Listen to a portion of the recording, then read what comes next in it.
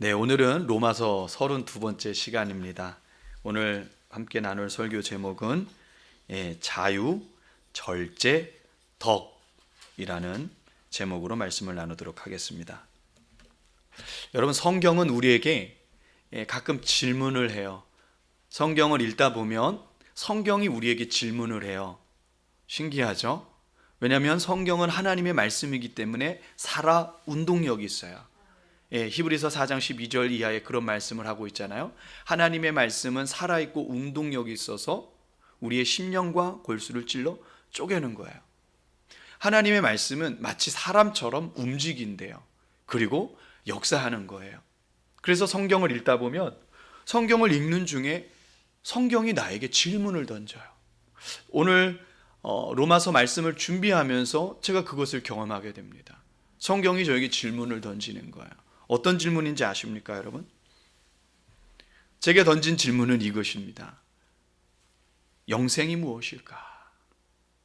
아이고, 하나님, 제가 영생을 모릅니까? 저 그래도 신학교도 나오고 또 목사 안수도 받은 목사인데 영생을 제가 모르겠습니까? 다시 이 질문 앞에 영생의 문제를 제가 생각해 보게 되었습니다. 그래서 성경을 제가 아는 성경들을 열어보았습니다. 영생은 영원히 사는 것이죠. 죽지 않는 거예요. 이 땅에선 죽죠. 그러나 그걸 죽음이라고 말하지 않아요. 믿음 안에 있는 사람들은. 왜냐하면 영원히 살기 때문에. 그런데 성경에서 말하는 영생은 뭘까? 죽어서 천국 가는 거, 네, 맞아요. 근데 그것이 전부가 아니더라고요. 그래서 성령님께서 제게 구약의 한 부분, 그리고 신약의 한 부분으로 저를 이끌어 주셨어요. 구약에서 말하는 영생, 그 첫 번째는 그 구약에서는 시편 133편 3절에 나와 있더라고요. 우리 시편 133편입니다. 시편 133편 3절입니다. 시편 133편 3절 우리 함께 읽겠습니다. 시작. 시작. 헐몬의 이슬이 시온의 산들에 내림 같도다. 거기서 여호와께서 복을 명령하셨나니 곧 영생이로다. 아멘. 영생이로다. 이 영생이라는 말을 기록하고 있는데 참 독특한 표현을 합니다. 히브리어로 아도나이 엣 하베라카 하야욤 알 하올람. 주님께서, 아도나이, 주님께서 우리에게 복을 주셨는데 그 복은 영생이다 라는 것을 말하고 있어요. 하나님께서 우리에게 주신 가장 최고의 복은 영생인데, 자, 여기 3절만 끊어서 보면 아직 영생의, 실제 영생을 우리가 깊은 의미를 찾아볼 수가 없어요. 그런데 이 33장 1절, 2절, 3절 전체를 놓고 보면 하나님께서 우리에게 말씀하시는 영생이 무엇인지 명확해지는데 그게 1절입니다. 우리 1절 말씀 보라, 형제가 연합하여 동거함이 어찌 그리 선하고 아름다운고. 여기 보면 형제가 연합하는 것이 하나님이 보실 때 선하고, 자, 의롭다는 거예요. 그렇죠? 선하다는 얘기는 의롭고 그리고 아름답대요. 이 아름답다라는 것은 하나님이 우리를 창조하시고 당신의 형상대로 지은 하나님의 사람들을 보면서 보시기 좋았다는 얘기예요. 아름답다. 하나님의 형상을 갖고 있는 거예요. 무엇이요? 형제가 보라, 어테이션 해라, 주목해봐라, 여기를 봐, 여기를 보세요, 여기를 보라, 형제가 연합하여 동거함이, 형제가 연합해서 동거해 함께 살아가는 이 삶이 하나님 보시기에 좋았더라, 선하다, 의롭다. 그래서 이 장면의 마지막을 하나님이 이렇게 이야기하는 거예요. 아도나이 엣 하베라카 하야욤 알 하올람. 여호와께서 우리에게 주시는 복, 주님께서 우리에게 주시는 복, 이게 바로 영생이야 라고 우리에게 가르쳐주고 있다는 거예요. 그래서 이스라엘 사람들은요, 포로시기 이후부터 회당에서나 가정에서나 안식일 날 모이면 이 시편 133편을 읊조렸어요. 이렇게요. 시네마 토부마넴 셰베타 이마요네 셰베타 토부마넴 셰베타 이마요치드 셰베타 토부 셰베타 이마요네 셰베타 토부 셰베타 이마요네. 보라, 형제가 연합하여 동거하며 어찌 그리 아름다운고 선하고 아름다운고. 이것은 곧 하나님께서 우리에게 주신 영생의 복이로다. 아멘. 이게 구약에서 말씀하고 있는 아주 깊이 있는 영생에 대한 말씀입니다. 그러면 신약은 어떨까요? 신약은 요한복음 17장 3절에 보십시오. 요한복음으로 가볼게요. 요한복음 17장으로 가봅시다.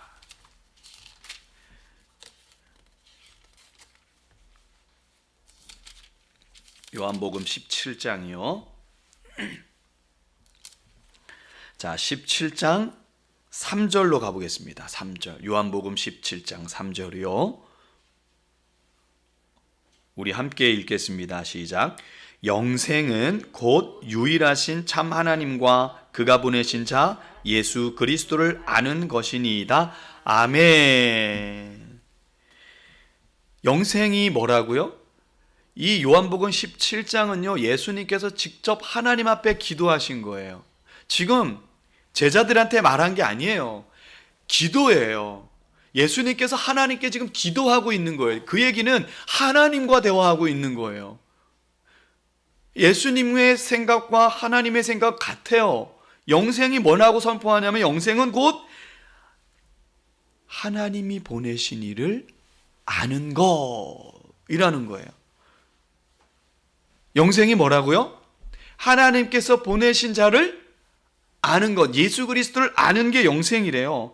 여기서 아는 것은 뭘까요? 어떤 대상을 안다라고 말할 때 이 안다라는 것은 뭘까요? 지식적으로 아는 것? 아니면 실제 내가 그냥 아는 것? 여기서 아는 것이라는 것은 야다라는 말이에요. 연합하다는 말이에요. 연합. 이 얘기는 부부가 결혼해서 한 몸을 이루는 것을 이야기하는 거예요. 영생이 뭐라고요? 예수님을 내가 나의 죄를 회개하고 예수님을 믿음으로 받아들일 때, 나의 주 나의 하나님으로 받아들일 때 우리는 하나님 예수님과 연합하는 거예요. 그래서 평생 그분과 함께 사는 거예요. 이 보증으로 우리에게 주신 분이 성령님이십니다. 아멘. 그래서 성령님을 우리에게 인쳐 주셨다고요. 보증은 뭐예요? 우리 보증금 얘기하잖아요. 보증금을 걸어놓는 것, 담보물을 잡아놓는 거잖아요. 확인시켜주는 거잖아요. 권리를 보여주는 거잖아요. 그리고 인치셨대요. 인친다는 건 뭐예요? 여러분, 바위에 글자를 새기면 그 바위의 글자를 지울 수 있습니까? 지울 수 없는 거예요. 그렇게 인쳐주신 거예요. 이게 영생이래요. 그러면 구약과 신약에서 성경이 말하고 있는 이 영생이 죽어서 천국 가는 거, yes, 맞습니다. 예수 믿고 구원받는 거, yes, 맞습니다. 영원히 사는 것, yes, 맞습니다. 그런데 여기서 더 나아가 더 깊은 곳으로 나아가면 실제 이 땅에서 우리가 살아가는 예수 믿고 구원받아서 교회의 공동체를 이루고 그 믿음 안에서 형제 자매가 연합하는 이 모든 교회 생활과 이 신앙생활 전체가 곧 영생의 삶이라는 거예요. 아멘. 그래서 우리는 지금 여기서부터, 지금 바로 이 땅에서부터 영생의 삶을 누리며 살아간다는 것이죠. 아멘. 우리는 이미 이 땅에서 교회 생활을 통해서 영생을 누리고 있습니다. 어떤 영생을 누립니까? 예배하잖아요. 여러분, 천국 가서 여러분 영원히 뭐 하는지 아십니까? 예배하는 거예요. 그러니까 오늘 우리가 함께 예배하는 이게 얼마나 중요하고 얼마나 기쁨인지 모릅니다. 이게 영생이에요. 지금 우리가 예배하는 게.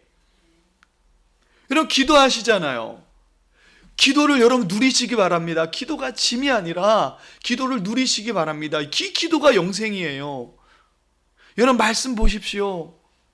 말씀 보는 이 자체가 영생을 누리는 삶인 거예요. 성도들끼리 교제하는 것, 서로 내가 어떻게 구원받았는지, 한 주간의 삶 속에서 하나님께서 우리를 어떻게 인도하셨는지 간증하고 삶을 나누는 교제, 이것이 지금 영생을 이 땅에서 누리는 거예요. 함께 교회의 몸을 이루고 봉사하는 것, 일꾼이 되는 것, 그리고 교회 외부적으로도 그리스도의 신비를 드러내기 위해서 봉사하고 헌신하는 것, 이게 바로 영생을 누리는 거예요. 전도하고 복음을 전하고 영혼을 구원하고 저 복음을 알지 못하는 사람들에게 선교의 현장에 나아가서 그들에게 선교하고, 어렵겠지요. 그러나 이것이 곧 영생을 누리는 거예요. 아멘. 여러분 지금 영생을 누리십니까? 영생을 마음껏 누리는 저와 여러분 되었으면 좋겠습니다. 왜 오늘 로마서 말씀을 준비하는데 하나님께서 제게 영생에 대한 질문을 하셨을까? 영호야, 너 영생이 뭔지 아니? 성경에서 말하는 영생이 뭔지 아니?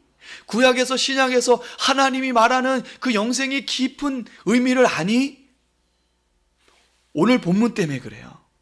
오늘 본문 때문에. 그런 영생을 누려야 될 우리가 바울이 권면하는 거예요. 그런 영생을 누리지 못하게 하는 문제들이 발생하는 거예요. 로마교회 성도들이 이 땅에서부터 영생을 온전한 연합을 이루며 그 안에서 즐거워하며 예배하며 하나님께서 허락하신 복, 그 영생을 누려야 되는데 그 영생을 누리지 못하는 일들이 발생한다는 거예요. 그래서 바울은 오늘 본문을 통해 이 땅에서 누리는 이 영생의 불완전함을 어떻게 해소할 수 있는지 그것을 우리에게 가르쳐 주는 거예요. 그 불완전한 요소를 해결하면 우리는 이 땅에서, 교회 안에서, 믿음 안에서 영생을 누리며 살 수 있다는 것입니다. 그래서 본문을 통해서 바울이 이야기하는 핵심 세 가지는 바로 오늘 설교 제목과 같습니다. 자유, 절제, 덕이라는 것입니다. 그럼 첫 번째, 자유에 대해서 한번 알아보겠습니다. 14절과 17절 말씀을 읽어볼게요. 14절과 로마서 14장 14절과 17절 말씀을 한번 읽어보겠습니다. 14절 시작. 내가 주 예수 안에서 알고 확신하노니 무엇이든지 스스로 속된 것이 없으되 다만 속되게 여기는 그 사람에게는 속되니라. 17절. 하나님의 나라는 먹는 것과 마시는 것이 아니요 오직 성령 안에 있는 의와 평강과 희락이라. 아멘. 여러분, 성도는 복음으로 자유롭게 되었습니다. 여러분, 무엇으로부터 자유롭게 되었습니까? 내가 내 마음대로 사는 거야, 그게 자유입니까? 아니에요. 성경에서 말하는 우리를 자유롭게 한 것은 뭐냐면 율법으로부터 자유롭게 된 거예요. 율법이 우리를 올감했다고, 덫처럼 우리를 올감해서 구원을 이룰 수 없게 만들었어요. 율법은 좋은 것이에요. 왜냐하면 선과 악의 기준이 되기 때문에 그 율법이 없이는 우리가 죄를 깨달을 수가 없어요. 그런데 그 율법으로 구원받을 사람이 아무도 없다는 거예요. 율법의 행위로 절대 구원받을 수 없다는 거예요. 그래서 우리는 예수 그리스도로 말미암아 복음으로 구원받게 되어서 이제는 율법에서 자유롭게 되었단 말이에요. 그래서 이제 이 자유를 누리는 거예요.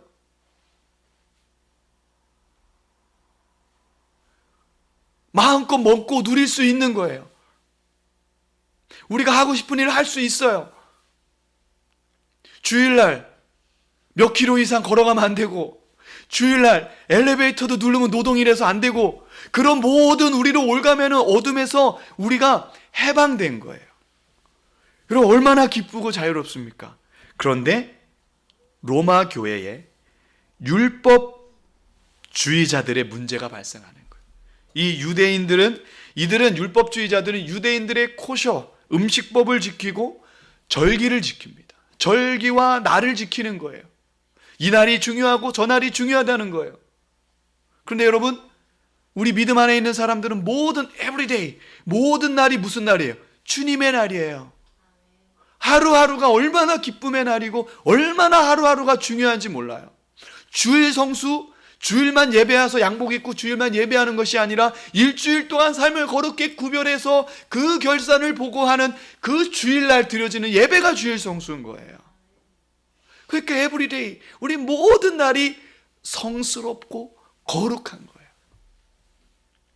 그런데 믿음이 약하다고 생각하는 사람들은 그렇지 않다는 거예요. 주일날만 잘 지키면 되고 절기만 잘 지키면 되고 음식법을 지켜서. 그래서 지금은요, 유대인들도요, 맥도날드가 들어가 있는데 그 맥도날드에요, 햄 패티를 뺀대잖아요. 코셔법 때문에 그냥 먹는 거, 패티 없는 빵을 먹는 거. 얼마나 어렵고 힘들어요. 이 모든 것에서 우리가 자유롭게 됐다는 겁니다. 아멘. 그래서 바울이 이야기하는 전제는 뭐냐면 먹는 것과 날이 중요한 것이 아니다. 모든 음식과 날은 중립적이라는 거예요. 여러분, 이 컵은 어때요? 이게 선합니까? 악합니까? 이건 중립적인 거예요. 그 이야기를 오늘 하고 있는 것은 모든 것이 속된 것이 아니다. 14절, 내가 주 예수 안에서, 구원받은 믿음 안에서 알고 확신한다. 확실하다. 못을 딱 박아오리는 거예요. 무엇이든지 스스로 속된 것이 없으되 다만 속되게 여기는 그 사람에게 속되니라. 내가 어떻게 생각하느냐가 중요하지, 다 중립적이라는 거예요. 마이크도 중립적이고 뭐 다 중립적이라는 거예요. 선과 악이 아니라는 거예요. 그냥 우리가 우리 필요에 따라 사용하면 된다는 거죠. 아멘이십니까? 문화와 기호의 차이는 있지만 중요한 건 어떤 의도로 우리가 사용하느냐가 중요하다는 거예요. 그래서 이 자유를 누려야 된다는 거예요. 내가 어떤 특정한 믿음으로 하나님의 영광을 위해 음식을 절제하는 것 어때요, 여러분? 좋은 거예요. 나쁜 게 아니에요. 믿음이 좋다는 사람들이 야, 너는 굳이 그렇게 음식을 구별해? 라고 비판할 수 없다는 거예요. 그리고 그 음식을 구별하는 사람도 마음껏 먹는 사람한테 아이고 비난할 수 없다는 거예요. 각각 자신의 믿음과 신앙에 따라서 하나님과 나와 1:1 관계 안에서 내가 서원하고 내가 결단하고 내가 중요하게 생각하는 그 일을 서로 존중해 주라는 거예요. 교회마다 전통이 있습니다. 신학적으로 그것이 문제가 없다면 그것을 우리가 무시해서 안 된다는 겁니다. 그렇다고 또 그 전통만 계속 강조하면 이 또한 하나님의 기쁨을 이루지 못하는 것이죠. 그래서 이 모든 것들은 스스로 속되다고 여길 수 없는 거예요. 다 중립적이라는 사실을 여러분 믿으시기 바랍니다. 어떠한 마음의 동기, 어떠한 목적으로 그것을 구별하느냐가 중요한 거예요. 저는 가끔 금식합니다. 그런데 제가 금식 안 하는 사람들 비난할 수 있습니까? 아이고 목사님들이 말이야 금식도 안 하고 말이야, 이런 벌써 저의 금식은 이미 하나님의 기쁨이 되지 않는 거예요. 그래서 오늘 13절에 어제와 동일한 이야기를, 그러니까 지난주와 동일한 이야기를 합니다. 이렇게 선언합니다. 그런즉 우리가 다시는 서로 비판하지 말고. 이런 걸로 비판하면 오히려 내가 하나님 앞에 구별한 그 일들이 오히려 하나님의 기쁨이 될 수 없다는 사실을 우리에게 가르치고 있는 거예요. 그래서 이것이 중요하냐 저것이 중요하냐의 문제가 아니라 우리가 어떤 의도와 마음의 목적으로 그것을 하느냐가 중요하다라는 것입니다. 제가 예를 들어 볼게요. 제가 급양 담당관, 그러니까 치사반장 했습니다. 군대에서 한 2년 정도 치사반장을 했는데, 제가 요리용 있죠, 그 식도 요리용 칼을 제가 잠금장치를 통해서 보관해요. 그래서 치사병들이 칼을 쓸 때는 제가 직접 열쇠로 열어서 그 칼을 내줘야 됩니다. 왜 그럴까요? 이 아이들이 이 칼을 들고 가서 자살할 수 있기 때문에 그래요. 자, 이 칼의 용도는 뭐예요? 군인들에게 맛있는 요리를 해줘야 되는 용도인데, 이 칼이 어떤 아이는 실제 있었어요. 치사병 중에. 우리 부대 말고요. 자살을 하는 거예요. 이 칼은 중립적인 거예요. 그런데 이것을 어떤 마음으로 사용하느냐, 어떤 목적으로 사용하느냐가 선이 될 수 있고 악이 될 수 있고, 많은 사람에게 유익을 줄 수도 있고 유익을 줄 수도 없는 것입니다. 여러분, 마약을 한번 생각해 보세요. 여러분, 마약 좋은 거예요, 나쁜 거예요? 중립적인 거예요, 마약은. 우리가 하도 이제 약물 낭비 때문에 마약은 나쁜 거야. 여러분, 마약 나쁜 건데, 제가 무릎 수술했거든요, 군대에 있을 때. 근데 수술하고 여러분 마취 풀리면 어때요?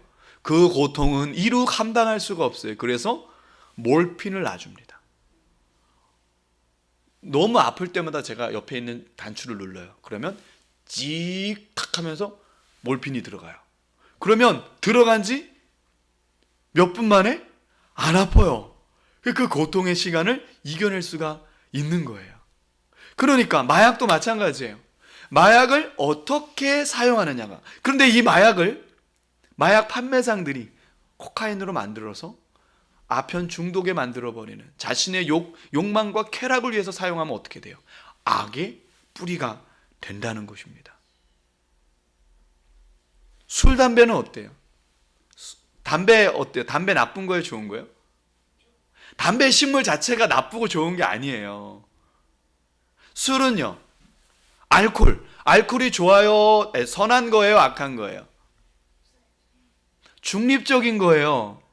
여러분 무릎 까지면, 넘어져서 무릎 까지면 뭘로 소독합니까? 에탄올로 하잖아요. 알코올로 하잖아요. 병원에 가면 알코올 냄새가 얼마나 많이 납니까? 알코올로 다 깨끗하게 하고 알코올로 소독하잖아요.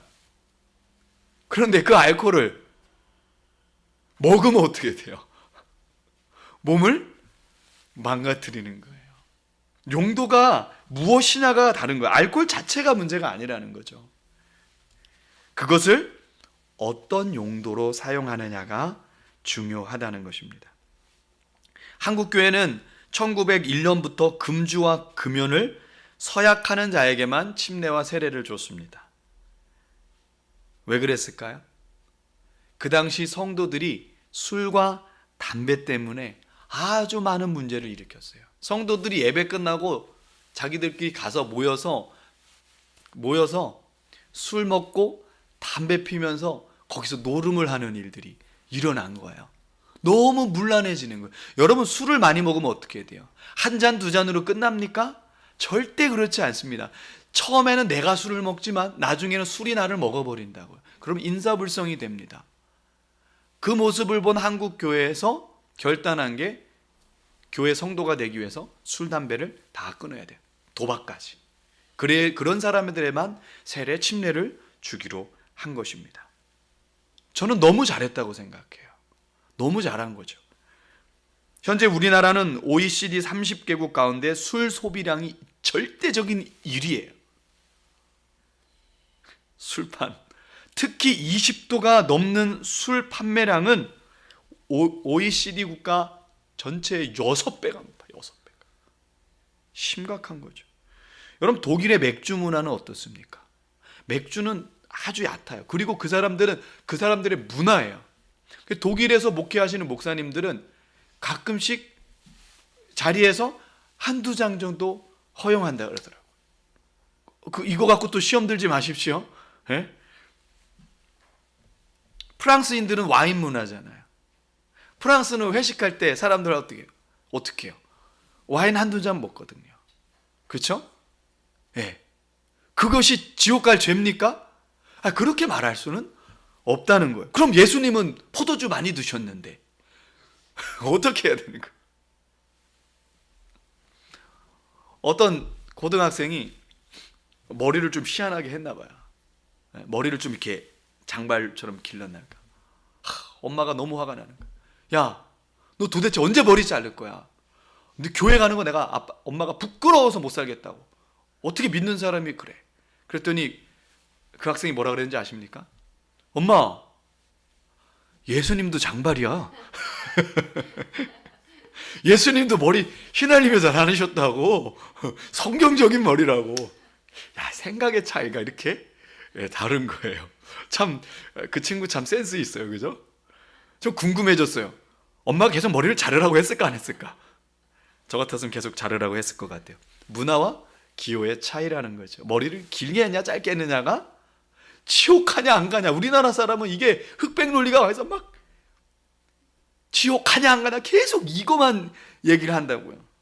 그렇지 않습니다. 계속해서 우리나라 술 판매량이 2008년도에 조사한 것만 8조 원에 이른대요. 그런데 이 술로 인한 사건 사고의 손해가 20조 원이 넘었대요. 이 술로 인해서 발생한 사건 사고를 처리하는 비용이 20조 원이 넘었대요. 20조 원이면 여러분 어마어마한 돈이에요. 얼마나 많은 국가가 예산을 낭비하고 있냐는 거죠. 여러분, 술로 인해 파탄난 가정과 상처는 상상할 수 없을 정도입니다. 여러분, 음식과 날은 기호와 문화의 문제이지만 그것을 뛰어넘습니다. 그래서 우리는 모든 것에 자유하지만 중요한 건 우리가 어떤 목적으로 그것을 사용하느냐가 중요하다는 것. 아멘. 우리는 율법주의가 아닙니다. 복음주의입니다. 자유해요. 주의 영이 계신 곳에 자유함이 있는 거예요. 그러나 이 자유는 이제 두 번째로 넘어갑니다. 절제를 만날 때 이 자유가 온전해질 수 있는 거예요. 절제. 두 번째 13, 15, 20절입니다. 13절 시작. 그런즉 우리가 다시는 서로 비판하지 말고 도리어 부딪힐 것이나 거칠 것을 형제 앞에 두지 아니하도록 주의하라. 15절. 만일 음식으로 말미암아 내 형제가 근심하게 되면 이는 내가 사랑으로 행하지 아니함이라. 그리스도께서 대신하여 죽으신 형제를 내 음식으로 망하게 하지 말라. 20절이요 시작. 음식으로 말미암아 하나님의 사업을 무너지게 하지 말라. 만물이다 꺼리낌으로 먹는 사람에게는 악한 것이니라. 아멘. 자, 이 자유는 절제를 만나야 되는데 절제가 무엇일까? 이런 모든 것에 자유하지만 이 모든 것이 유익한 것은 아니란 이야기예요. 13절에 보면 부딪힐 것과 거칠 것이라는 단어가 나옵니다. 여기서 부딪힐 것, 거칠 것이 반복되는 건데 이 두 단어의 뜻은 이런 거예요. 막 달리는 사람이 있어요. 달리는 사람이 있는데 갑자기 그 길목에서 어떤 사람이 다리를 딱 내밀어. 그러면 그 달리는 사람이 어떻게 할까요? 어이쿠! 걸려서 넘어지게 만든다는 거예요. 그 이야기를 하는 거예요. 너희가 모든 것에 자유하지만 어떤 사람은 신앙이 약해서 이제 막 달리기 시작했단 말이에요. 이게 무슨 얘기냐면 여러분, 저는 술, 담배 끊는 게 너무 힘들었어요. 교회 다니면서 거듭났음에도 불구하고 여전히 2, 3년 정도 계속 술과 담배를 했다고요. 끊으려고 얼마나 많이 시도했는지 몰라요. 너무 힘들더라고요. 이 알코올의 이 유혹과 담배의 유혹은 끊었다가 부대에서 어떤 스트레스를 딱 받게 되면 야, 담배 하나 줘라. 소대장님 끊으셨지 않습니까? 아, 괜찮아, 하나 줘. 이거 또 피게 되는 거예요. 이게 쉽지 않더라고요. 7.8기라고 제가 예수 믿고 나서 7번인가 8번을 시도한 끝에 제가 자유하게 됐는데 그 과정이 얼마나 힘들었겠어요. 그런데 어느 날 그렇게 이제 끊고 나서 너무 기쁜 거예요. 너무 기쁜 거예요. 그렇게 자유해졌는데 대대장님이 새로 오셨어요. 그런데 믿음이 아주 좋은 집사님이에요. 그 부인도 그렇고 얼마나 교회 봉사를 열심히 하는지 너무 기뻤어요. 아, 우리 부대도 드디어 예수님을 잘 믿는 분이 오셨구나. 그리고 첫 번째 회식. 원래 새로 오시면 얼마 안 있다 회식하거든요. 담배를 딱 꺼내서 담배를 피시. 유중사 한잔하지? 예. 죄송합니다. 저는 크리스찬이라 먹지 않습니다. 괜찮아. 선생님 괜찮습니다. 여러분, 제가 얼마나 난처했겠어요. 제가 시험에 들었을까요? 시험에 들죠. 그 이야기를 하는 거예요. 술, 담배 하는 것이 뭐 지옥 가냐 안 가냐 그런 문제 아니에요. 믿음에 따라서 제 말을 끝까지 들어보셔야 돼요. 여기까지 들어보면 뭐 술, 담배 하라는 얘기 이렇게 들릴 수 있는데 절대 그런 얘기 아닙니다. 제가 이제 진짜 열심히 달리는데 다리에 탁 걸려버린 거예요. 제가 넘어져 버린 거예요. 낙심이 오고 좌절이 오고 제 마음에 비판하는 마음이 생기더라는 거예요. 여러분, 내가 누군가를 비판하면 여러분 영성에 기스가 생기는 거예요. 여러분의 믿음과 신앙에 흠집이 나는 거예요. 그런 일들에 대해서 이야기한다는 거예요. 그 이야기를 하는 겁니다. 그래서 주의하라. 13절 마지막에 주의하라. 내가 의도했던, 의도하지 않았던 나의 어떤 자유로운 행동이지만 그것이 믿음을 이제 시작해서 열심히 달리는 사람에게 덫이 됐다면 그것을 주의해라. 그 이야기를 하고 있다는 것입니다. 그게 뭡니까? 바로 절제라는 것입니다. 마가복음 9장 42절에 이렇게 말합니다. 또 누구든지 나를 믿는 이 작은 자들 중에 하나라도 실족하게 하면 차라리 연자 맷돌이 그 목에 매어 바다에 던져지는 것이 나으니라. 여러분, 맷돌 크잖아요. 맷돌을 몸에 걸어서 바닷물에 빠져야 된대요. 누구를, 어떤 사람이요? 실족하게 만드는 사람. 실족한 사람이 아니에요. 실족하게 만드는 사람. 나는 믿음 안에서 자유해라고 내가 함부로 말하고 행동하는 이 모든 것들이 어떤 사람에게 걸림돌이 됐고 실족하는, 그 믿음을 실족하는 일이 발생했다면 맷돌을 몸에 묶고 바다에 떨어져야 된대요. 아주 무서운 말씀이죠. 그래서 15절에는 이렇게 말합니다. 망하게 하지 말라. 내 형제를 망하게 하지 말라. 여기서 망하게 한다는 의미가 뭔지 아십니까? 파괴되다라는 의미예요. 내 잘못된, 내 자유라고 내가 마음대로 행동했던 이 절제하지 못했던 이 행동이 내 사랑하는 지체, 연합하여 동거함이 어찌 그리 아름다운고 그 지체를 파괴시켜 버린다는 거. 그 믿음을 파괴시켜 버린다는 거. 여러분, 한국 교회 이게 얼마나 심각합니까? 가나안 성도 거꾸로 해보십시오. 안 나가 성도. 나 예수님 너무 좋아. 근데 교회 안 나가. 교회를 나가야 영생을 누리는 삶을 살 수 있는데 교회 안 나가. 아우, 교인들. 절제되지 못한 자유가 이렇게 얼마나 많은 사람들에게 상처를 주고 공동체를 무너뜨리냐, 그거예요. 그래서 본문 시작과 함께 서로 비판하지 말라고 말한 이유가 여기 있는 거예요. 자유라는 이름으로 절제하지 못하며 배려 없는 우리의 행동이 비판거리를 만들고 이로 인해 성도들 간의 오해가 쌓이면 어떻게 공동체가 하나 되고 연합할 수 있냐, 이 연합의 영생을 누릴 수 있느냐라는 질문을 하고 있는 겁니다. 갈라디아서 5장 22절부터 23절에 이렇게 말합니다. 오직 성령의 열매는 사랑과 희락과 화평과 오래 참음과 자비와 충성과 양성과 충성과 온유와 절제니 이 같은 것을 금지할 법이 없느니라. 여기서 마지막 절제. 제가 성령의 열매들 중에 제 개인적으로 보면 제일 어려운 게 맨 마지막에 있는 거예요. 절제.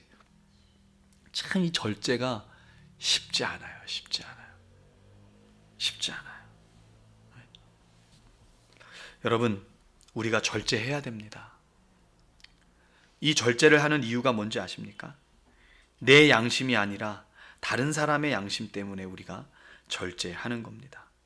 제가 아주 기억에 남는 장면이 있어요. 제가 큰 교회에서 사역할 때 장학위원회 담당이었는데 장학 증서를 추천을 받아서 면접을 봅니다. 그런데 어떤 학생들은 추천이 됐음에도 불구하고 면접을 안 보고 안 와요. 왜 안 올까요? 예배 때, 오후 예배 때 가서 사람들 앞에 서서 받아야 되는데 자기는 뭐 공부도 잘하지도 못하는 사람인데, 그리고 자기네 집이 못 사는데 그래서 준 거 아니에요. 그렇죠? 맞아요. 그래서 준 거예요. 근데 그 아이에겐 그게 너무나 큰 수치와 아픔인 거예요. 아무리 얘기해도 안 되더라고요. 그때 제가 알았어요. 우리가 구제를 하거나 선한 일을 할 때도 절대, 진짜 왜 예수님께서 오른손이 한 일을 왼손이 모르게 하나, 왜 그러셨는지 그때 이해가 되더라고요. 우린 좋은 뜻으로 했는데 그것이 그 지체를, 마음을 상하게 할 수도 있다는 거예요. 그래서 우리 교회 안에서는 어떤 선한 사업을 할 때 정말 많이 배려해야 되고 많이 심사숙고해요. 그래도 어쩔 수 없는 상황이면 해야겠지만 우리가 이런 부분들을 좀 생각해야 되는 것입니다. 그래서 우리는 모든 것에 자유하지만 절제해야 된다는 거예요. 그래서 여러분, 바울은 뭐라 그랬냐면 고린도전서에 가면 나는 차라리 음식 먹지 않겠다. 음식 먹어도 돼. 음식은 중립적인 거야. 근데 어떤 사람이, 어떤 믿음이 약한 형제가 그거 제사 지낸 음식이에요 라고 말하면 나는 음식이기 때문에 상관이 없지만 그 형제 때문에 나 먹지 않겠다. 그래서 여러분, 한국교회는 술, 담배를 끊는 거예요. 교회에 들어와서 시간이 걸리더라도 술, 담배를 끊어야 되는 이유가 여기에 있는 거예요. 우리 몸이 성전이잖아요. 우리의 몸의 성전, 우리가 성전이고 또 각 개인이 성전이잖아요. 서로 아름답게 서로 공동체를 갖고 나가려면 질서가 필요하고 우리가 절제해야 될 부분들이 있는 거예요. 그런 부분들을 우리가 서로 지켜갈 때 아름다운 공동체를 이룰 수 있다는 것입니다. 아멘. 이제 세 번째 바울의 권면으로 들어갑니다. 세 번째는 덕이라는 단어입니다. 17, 18, 19, 21절입니다. 시작. 하나님의 나라는 먹는 것과 마시는 것이 아니요 오직 성령 안에 있는 의와 평강과 희락이라. 이로써 그리스도를 섬기는 자는 하나님을 기쁘시게 하며 사람에게도 칭찬을 받느니라. 그러므로 우리가 화평의 일과 서로 덕을 세우는 일을 힘쓰나니. 21절. 고기도 먹지 아니하고 포도주도 마시지 아니하고 무엇이든지 내 형제로 꺼리끼게 하는 일을 아니함이 아름다우니라. 아멘. 아름답다라는 표현으로 끝났어요. 형제가 연합하여 동거함이 어찌 그리 아름다운 거, 선하고 아름다운 거, 의롭고 아름답다. 자, 아름다움으로 끝났습니다. 무엇이 아름다운가? 바로 덕을 세우는 것이 하나님 보시기에 아름답다는 겁니다. 자유와 절제를 조화롭게 할 수 있는 방법으로 바울이 제시하는 것이 바로 덕이라는 단어예요. 이 덕에 대해서 사도 베드로는 아주 탁월하게 설명하고 있는데 베드로후서 1장 5절입니다. 베드로후서 1장 5절입니다. 제가 읽어드릴게요. 베드로후서 1장 5절. 그러므로 너희가 더욱 힘써 너희 믿음의 덕의 지식을. 믿음의 덕은 믿음을 믿음되게 하고 그 믿음을 더 큰 믿음으로 성장시킵니다. 여러분, 덕이 없는 믿음은 칼집 없는 칼과 같아요. 여러분, 군사들이 이 옛날에 고대 전투시대 때 이 칼을 칼집에 꼭 꽂아서 다니죠. 왜요? 만약에 칼집이 없으면 어때요? 자기가 자신을 벨 수가 있단 말이에요. 그렇죠? 그래서 칼집을 넣는 거예요. 덕이라는 건 우리가 믿음이 아무리 있어도 이 믿음은 칼 같은 거예요. 모든 일을 다 할 수 있단 말이에요. 그런데 덕이라는 칼집에 넣지 않으면 이것은 오히려 유해물질이 될 수도 있다라는 걸 설명하고 있는 겁니다. 그렇다면 여러분, 덕은 뭘까요? 덕은 헬라어로 아레테라고 말합니다. 아레테. 이것은 마태복음 5장 16절에 너희 착한 행실을 보고 그들이 너희가 내 제자인 줄 알게 해라. 그 얘기와 나오는 동일한 단어입니다. 착한 행실이 바로 덕이에요. 또한 이 덕은 너그럽고 관대한 행동을 말합니다. 바울은 이 덕을 오늘 본문의 맥락에 비추어서 고린도전서 10장 29절에 이렇게 말합니다. 내가 말한 양심은 너희의 것이 아니요 남의 것이니 어찌하여 내 자유가 남의 양심으로 말미암아 판단을 바르디요. 이게 무슨 말입니까? 지금 믿음 얘기하고 덕 얘기하고 칼과 칼집 얘기하고 쭉 얘기하면서 고린도전서 10장 29절로 왔단 말이에요. 이게 무슨 말일까? 이걸 종합해 보면 교회 안에서 또는 이 땅에서 그리스도인으로 사는 것은 내 자신의 양심에 따라 사는 것을 버리고 남의 양심을 세우는 거라는 거예요. 그러니까 나의 행동이 내 양심이 아니라 남의 양심이 나의 행동을 만들어 간다는 거예요. 마치 이야기는 남 눈치만 보라는 것 같지만 그런 표현이 아닙니다. 눈치 보는 것과 남의 양심을 세우는 것은 달라요. 그것은 여기서 중요한 단어는 세운다는 거예요. 세운다는 거. 여러분, 영생을 연합으로 설명했다면 이 연합의 참된 의미는 서로가 서로를 세워주는 거예요. 잠언에 보면 칼과 칼을 날카롭게 하는 거예요. 그것처럼 우리가 다른 사람, 내 양심이 아니라 다른 사람의 양심을 내 양심의 기준으로 삼고 서로를 세워줄 때, 서로를 존중하고 서로를 배려할 때 어떤 일이 일어나는가? 교회가, 공동체가 세워진다는 겁니다. 아멘? 그래서 교회 안에 덕이 너무나 중요한 거예요. 여러분, 우리 모두 덕스러운 존재가 되길 소망합니다. 아멘? 우리 모두 덕스러워야 돼요. 이 덕스러운 신앙생활 하시길 바랍니다. 아멘? 자유와 절제가 덕을 만날 때 우리 공동체는, 우리 공동체 안에서 온전한 영생, 온전한 연합을 누리며 살 수 있다는 것입니다. 아멘? 이제 말씀을 정리하도록 하겠습니다. 말씀을 정리하면서 한 가지 이야기로 오늘의 모든 말씀의 하이라이트를 장식하고 싶습니다. 미국 미주리주의 어느 시골 마을에 있는 작은 미용실에서 있었던 일입니다. 그날따라 많은 손님들이 막 몰려오기 시작했어요. 그런데 오는 손님들마다 다 삭발을 요구하는 거예요. 뭐 절에 들어가는 것도 아니고 삭발을 하는 거예요. 손님이 한 50여 명 정도, 손님들을 알아보니까 한 50명 정도 출석 교인이 되는 그런 아주 작은 시골의 작은 교회 성도들이었던 거예요. 그 미용사가 이상하다, 이 사람들 상당히 광신자들이다, 무엇 때문에 이 사람들이 머리를 깎지? 그 사람들에게 물어봤어요. 그 사람들이, 한 사람이 이런 이야기를 합니다. 그 교회 성도들로부터 많은 사랑을 받았던 한 소녀가 있었는데, 그런데 어느 날 그 소녀가 암 투병을 하게 된 거예요.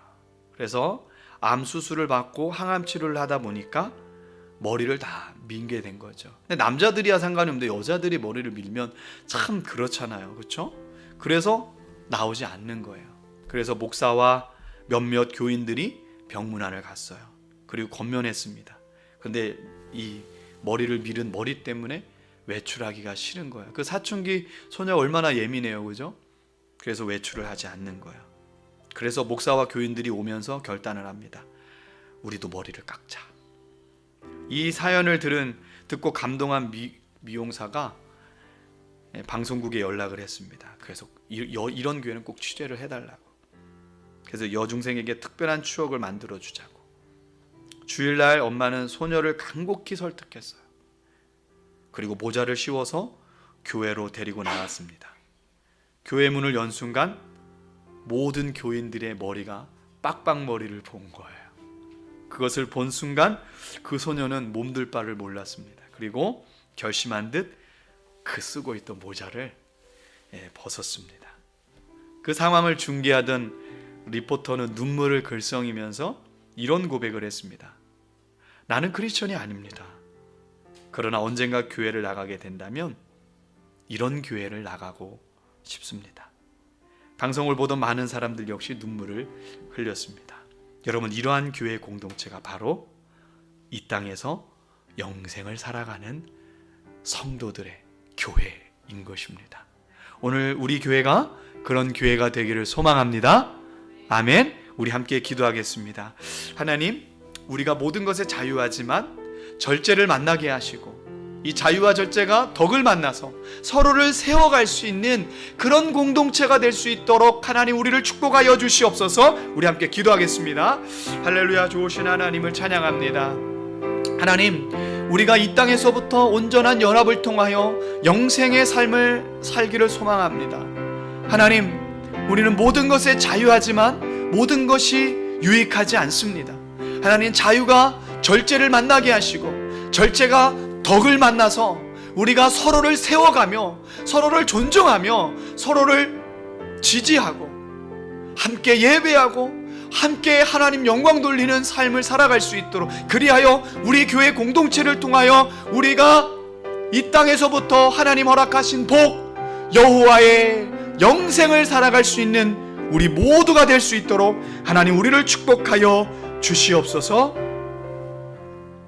감사드리며 존귀하신 예수님의 이름으로 기도하옵나이다. 아멘.